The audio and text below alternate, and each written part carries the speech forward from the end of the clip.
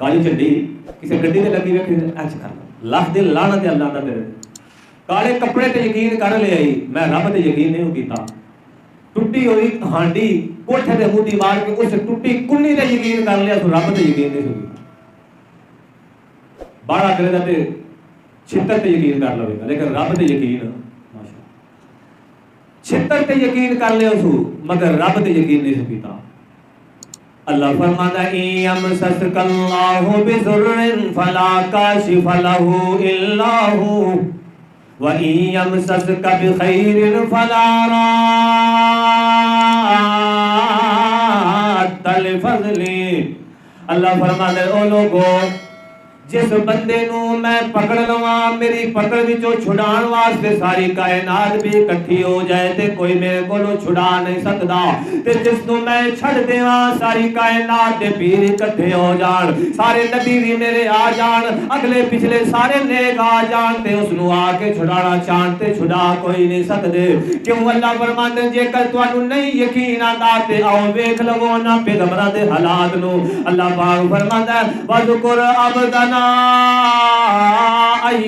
ایوب اذ نادى ربه انی مسنی الضر وانت ارحم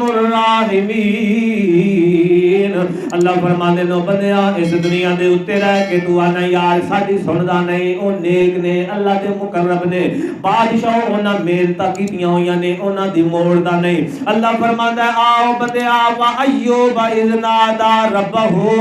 انی مسنی الضر وانت ارحم الراحمین